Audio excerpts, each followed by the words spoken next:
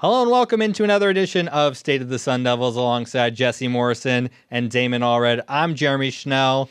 We're coming off just a few days ago, actually a couple weeks ago at this point, where Sam Levitt and Jordan Tyson hosted a youth camp, guys. And it wasn't just those two. There were some teammates there. It was some camaraderie. Derek Eusebio, I saw him. Mm-hmm. Yeah. Zachariah Sample, speedy guy. Yeah, some camaraderie building situations going on there. But not only that, it was nice for Sam Levitt and Jordan Tyson to give back to the community, which we'll get to in a second with Sam Levitt. You guys were out there. The vibes, what were they like, guys?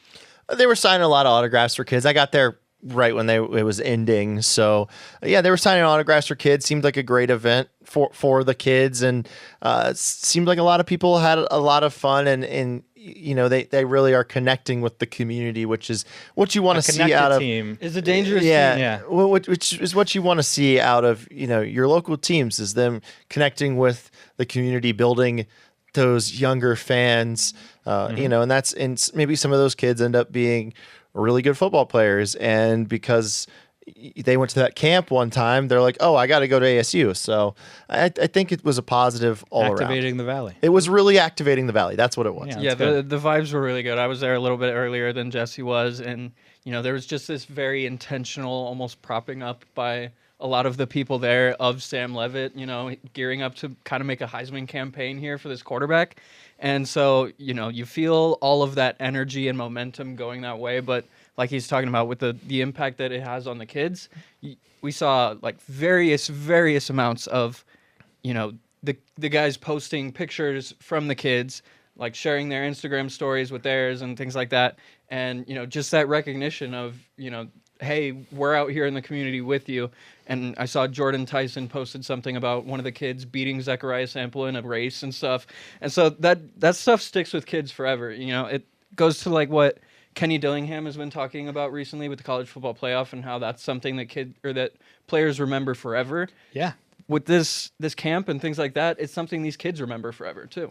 Yeah. I will always remember, I got the opportunity to have JJ Redick, Steph Curry, and former Suns guard Troy Daniels as my camp counselors growing up for basketball camp. I had Willie Bloomquist as one of my... You had Willie Bloomquist big baseball guy, Willie JJ Bloomquist. Putz. JJ Putz, and who was the other, the former Yankees legend? Bucky Dent. Bucky Dent, yeah. So we just remember, I remember those, Jeremy remembers those. It stands out to us, you know, throughout our lives. Like, it was so cool that, you know, in college, Steph Curry, like, I got to have, you know, he got to make an impact on my life, I guess is how I would describe it. Yeah. Not only is Sam Levitt making an impact with these kids, but also in the community. It was announced that he's going to be donating $15,000 to the Pat Tillman Foundation. Huge. Crazy that we can see student athletes doing that these days, giving back to the community monetarily. I mean, that it was unheard of at least 5-10 years ago. Yeah, I mean, it's so... Everybody complains about NIL, but like I really want to emphasize that there's a lot of good being done with NIL. You've got Sam donating $15,000 to the Pat Tillman Foundation, which is awesome. Iowa State quarterback Rocco Becht, I believe he gave gaming systems to like a bunch of hospital rooms at a youth hospital somewhere. So, you know, it like. There's a lot. There was a Michigan running back that did turkeys on Thanksgiving. So like it's not just, you know, they're taking their money and they're spending it on sports cars. Or it's not just that. It's not just that. It's there are good people in this activity. Yeah, it's awesome to see. So I mean, it's a great foundation, obviously, to support if you're Sam, and with the ASU connection, obviously. And Sam having a Green Beret cousin, and so it's a personal correct. cause Yeah, for him. he talked about that as well. So it's super cool to see. And again, just he's doing great things in the community. Yeah, and it's good because he stayed in this, you know, in the Valley to compete another year with ASU. He's giving back to the community. He's embedding himself within the community. With, you know, this youth camp with Jordan Tyson and himself. And that kind of takes us to the next topic, because we're talking about, you know, him staying here at ASU, the preparation for the NFL that it's hopefully going to be for him this next coming season. And he was asked about Cam Scadaboo and what he meant to this team over the last couple of years, and especially last year. And this is what he had to say about his role moving forward now that Scadaboo is gone. Cam was a great player. That's my guy.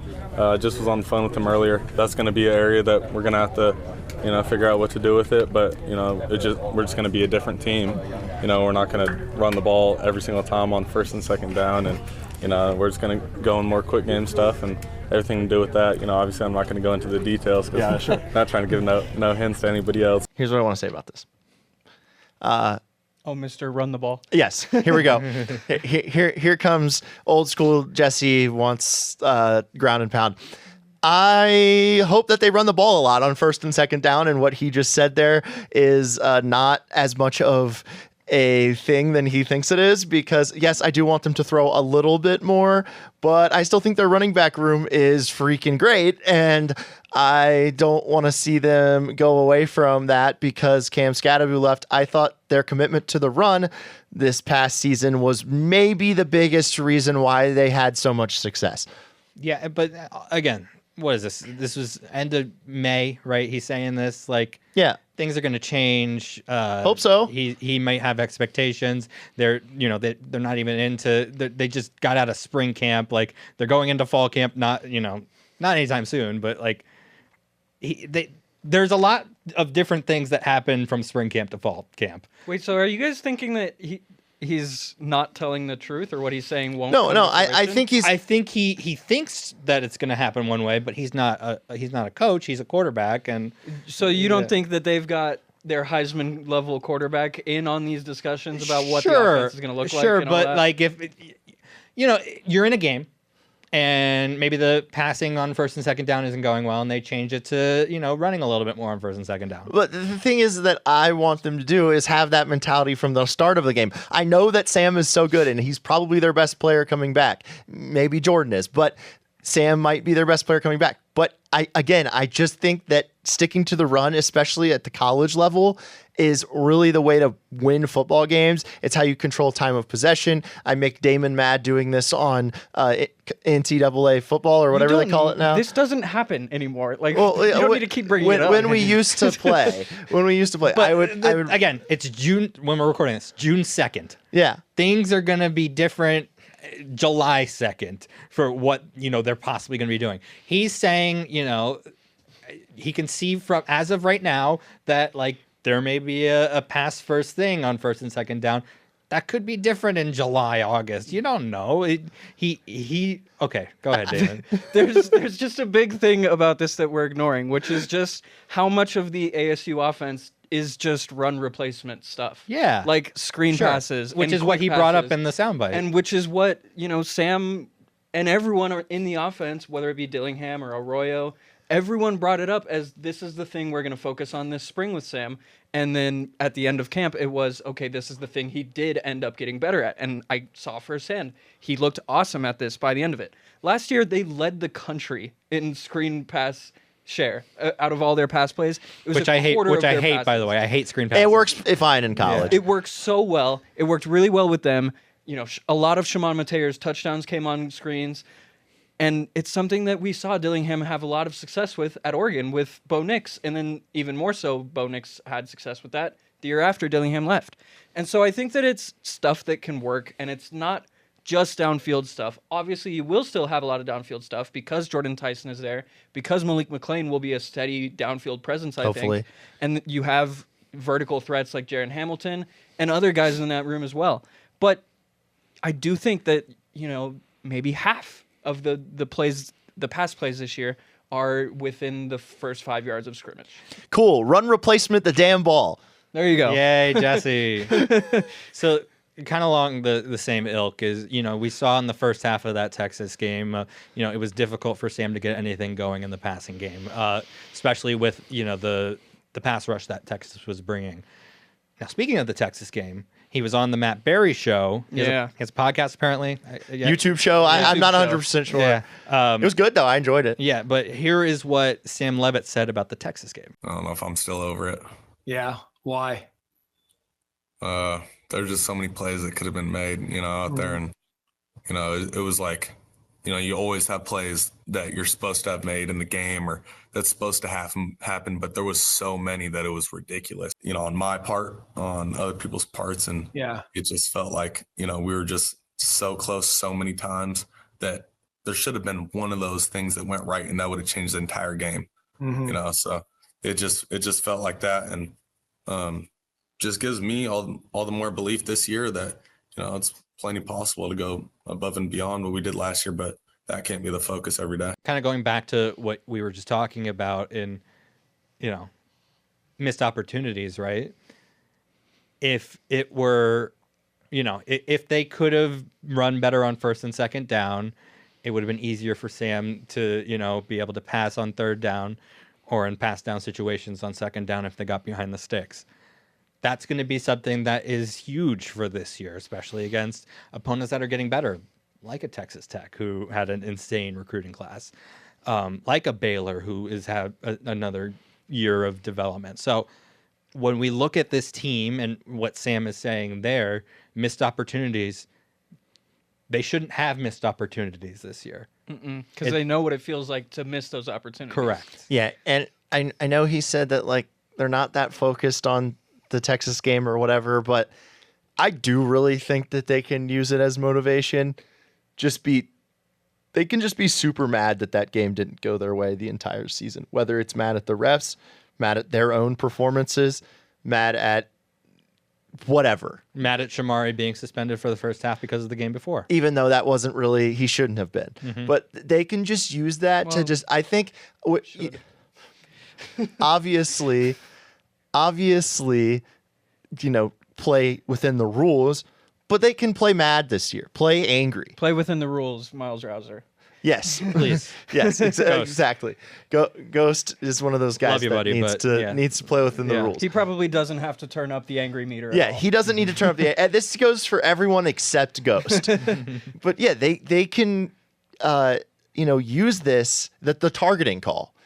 They could use this as motivation the entire season, I think. Exactly. And the fact that Sam isn't over it is a good sign to me, because that means that they're locked in. They aren't, we're the Big 12 champs. And I know we've talked about this, and they talk about how they're not thinking like that, but like, I mean, he's just like an incredibly competitive guy. Yeah, we've known this about him. Showing me that he is that. You're not human if you're not thinking about missed opportunities for something that you failed in. Correct. Like 6 months or so before. Especially when it was as close as it was. Yeah. And one more takeaway from that soundbite, though, is that if they had Jordan Tyson, they would have converted some more of those opportunities. A lot of drops in that game. And won that game, I think. And the targeting call wouldn't have mattered. And maybe it wouldn't even have happened. Would have, could have, should have. Yeah. All right. Now let's get to the stupid stuff. Oh, gosh. Aren't you glad the federal government isn't involved in this anymore, it appears? So CFP changes are happening. I'm okay with it. Oh, what? I am too. But I am the way it's headed. The only thing... Oh, okay. Yeah, okay, gotcha. The only thing I would have asked for is for the conference champions to be able to host in the first round, no matter what. Yes, but not... Even buys. If they're a lower seed. But not correct. Buys. Yes. SEC's not going to like that, Jeremy, because it just means more. Yeah, the SEC, I don't know if you've seen this from Sankey recently. All right, so let's have this debate, this argument. Hold up real quick. I got to go on a little bit of a tangent. Greg Sankey, that guy sucks. Why? That guy is so annoying. Everything revolves around the SEC with that guy. Okay, and I know he's the commissioner, but like, buddy, there are other conferences in this sport and college, like. And guess what? They don't always win the national championships and everything. Guess what? You guys didn't even play. You guys didn't even play in the national championship this year. It was an independent against a Big Ten school. So I'm sorry. I just like that guy. I don't care about any of his opinions because it's just so basically an ACC school. It's actually, so elitist. It's so annoying. I want to give him a little bit of grace because as the SEC commissioner. He is not sharing his opinions. He's just relaying the opinions He's of being an his arm athletic directors. He's being an arm for his schools. That he's just a Well, then all messenger. of those the people. SEC schools are insane They with have- the way they're treating this. Yes. I don't think it can be placed solely on It's Sankey. so much whining. It is just so much Can we whining. talk I'm so about tired this for of a it. second, though? Yes. The formatting. Can we get to the formatting? Yes, too? please. Sorry for the tangent. I just had to. I just go off for a bit. Can we discuss the fact that the conference championship games mean nothing now? Well, that's not to go. That's like your opinion, man. But I watched what happened with ASU when they won their conference championship, and there's no way that anyone can tell me conference championships don't Well, matter. the But five they would have been ranked. They would have been the last team Yep. in these rankings. But they might have- they would have played in the first round. Yeah, but they still would have made it because they won their conference championship. If they hadn't won their conference championship, I don't think a 2-loss ASU team gets in.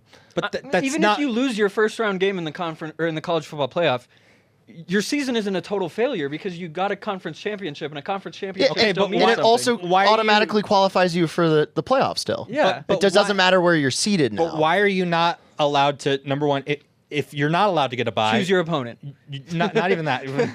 That'd be funny. Bill Simmons. But you're not even just you're not getting a bye. You're not getting a home game. You got to go on the road. You went through I a like your gauntlet, idea that but you went through. conference champs should host. I thought that was going to be a thing. People had talked about that for months. No, because the SEC schools have to have the home games, Jeremy.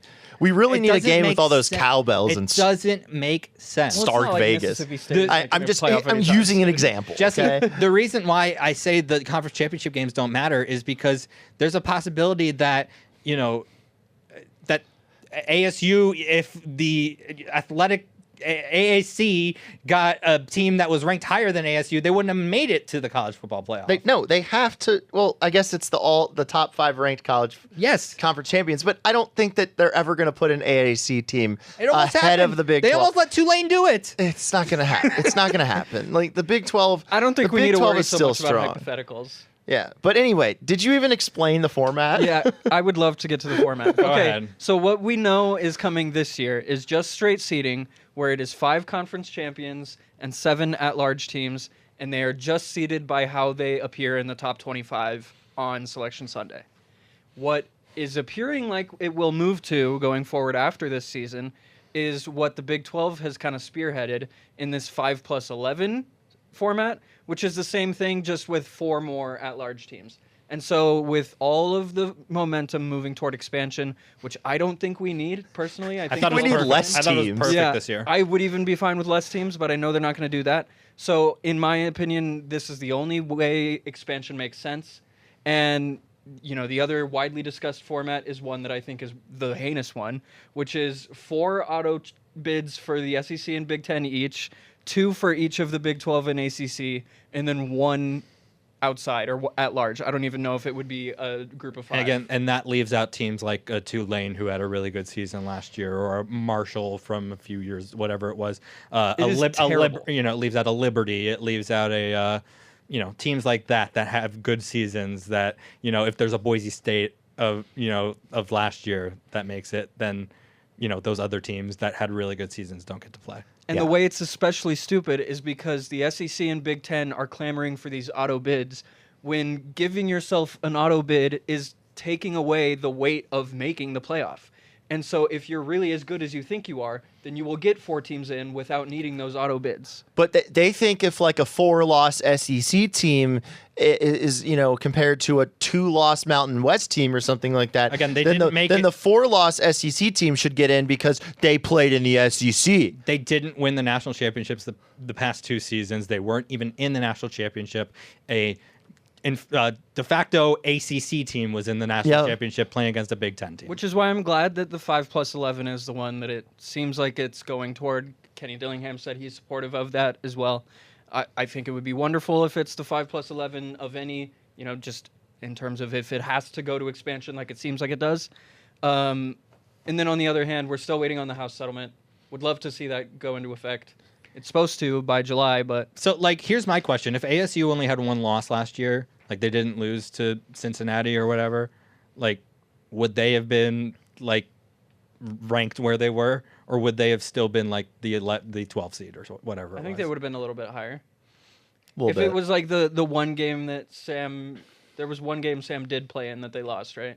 Yeah, if they won that game, I think they'd probably be a top 10, if I had to guess. It's just like, but then I don't know. It baffles me that this is like, you need to give some sort of something to the conference champions other than them just getting into the. Nobody likes my plan.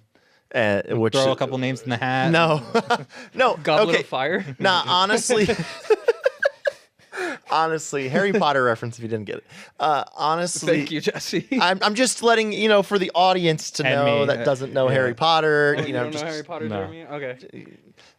so what I was going to say is my model, which I've had for years, which is all 10 conference champions get in because the Pac-12 is going to be terrible. a thing soon. This is and terrible. then 6 at large. I don't think it's that terrible. I think it's awful. I think it makes it the most fair, makes it the most like college Do you remember basketball. when it was a 4-team playoff and we still had like the first weekend would always Remember when have Cincinnati a got vicious killed? blowout, Yeah. Yeah, and or Washington, Alabama. I know. And then So why would we put?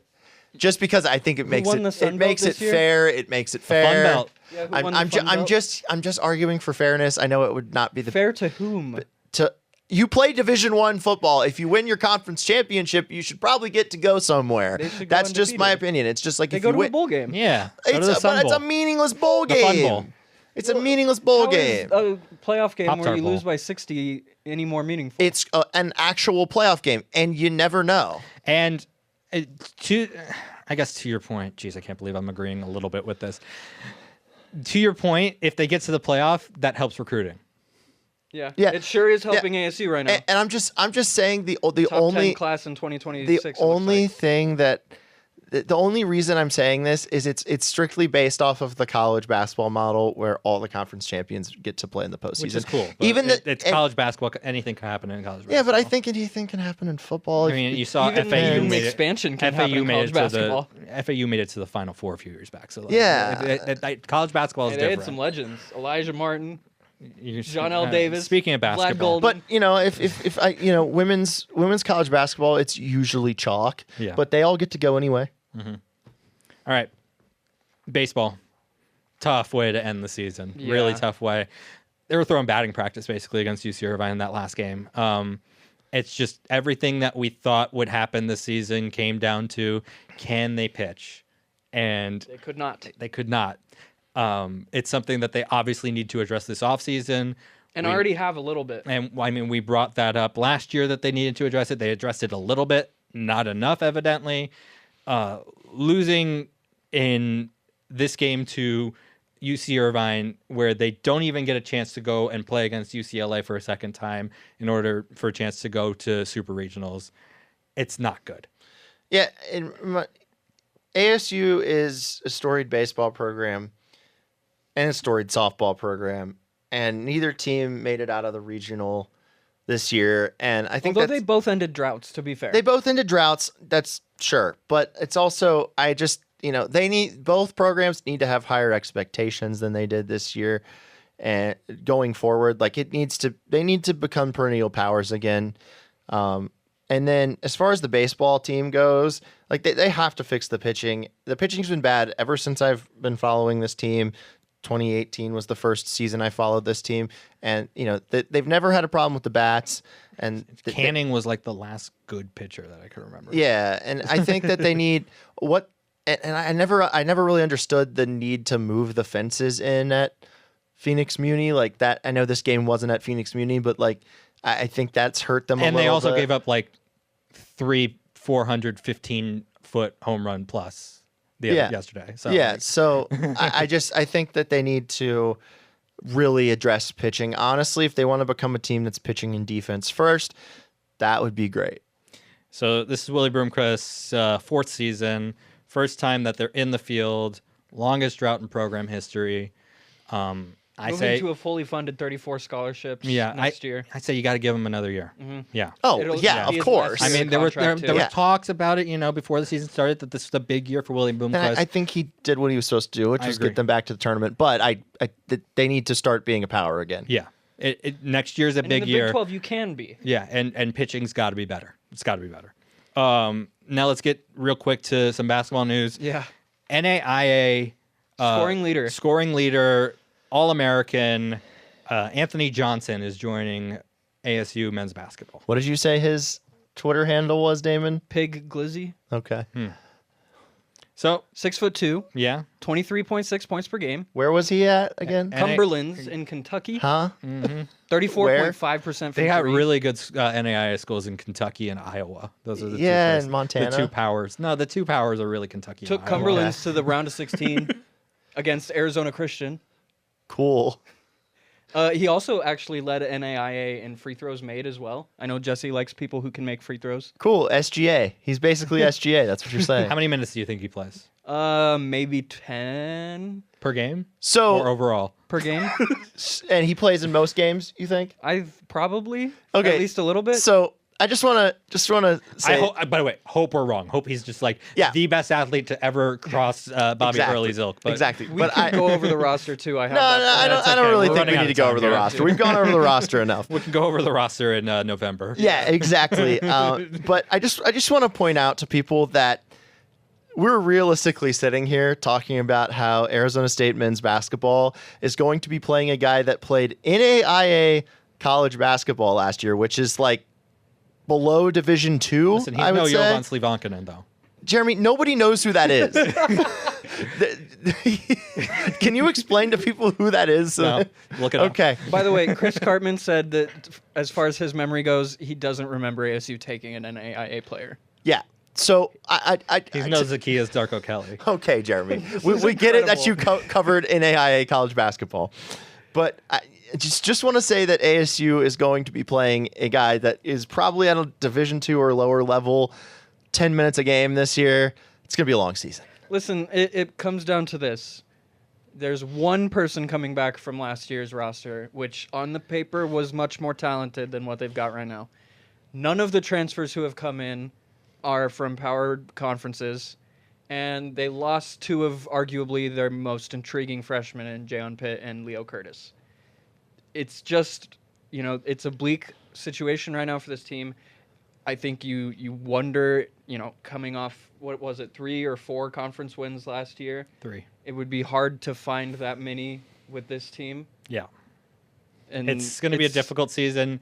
it's Hope we're bleak. wrong, though. Yeah. Hope Hope we're we're wrong. Hope this is one of those Bobby teams with the grit, grit guys and the guys that you like the Cheatham Dort team. 4. Sorry. I was yeah, wrong. 4. Dort is a starter on a team that's going to the finals right now, so I think it's a little bit of a talent Congratulations to Lou Dort. discrepancy. All defense, Yeah, Lou exactly. Dort. Yeah. By the way, let's give a hand to Lou Dort. That guy, incredible NBA player. It's crazy that he didn't look good enough at ASU to be drafted.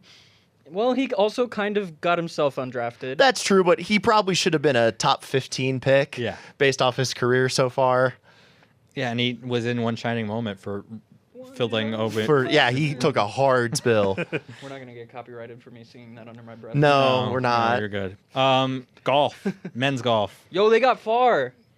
But NCAA quarterfinals is far. Yeah, but ASU's they're got power. They were higher the top expectations seed. than Yeah. that. They were the top seed. Yeah, that's and rough. fell. That's not good. That's rough, yeah. That's not good. It We'd really like came to down see to them- the wire too. we'd ASU like- and Ole Miss were tied in the match round, and then Miaseth had an incredible chip shot to keep himself alive a little longer. Just couldn't come up with it in the end. Obviously, Ballester is going to come up with an All-American nod for the 4th time. It's an insane career for him. Pretty sick. It's amazing that arguably the most memorable thing for the casuals with his career is the peeing in the Masters Creek.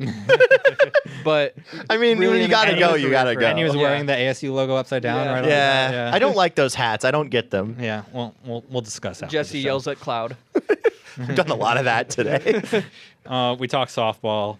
One more note about softball. Kenzie Brown. Kenzie Brown, star She's coming pitcher, back. coming back. NIL for softball working. So pitching won't be a problem for softball next year. No, pitching will be fine. She'll pitch in every game. Pretty much, that's yeah. what softball does. She'll kill it's it. insane. Shout out to all the softball players out there. It's really difficult for them to pitch in every single game. I will say they throw it. underhanded, so it's a natural motion insane. for your arm. It's still insane. Okay. Yeah. Anyway, anything else, Damon? You got anything? I don't think so. Do you have anything else? Jesse? I don't have anything else. All right, we done? Yeah, we're done. Okay, cool.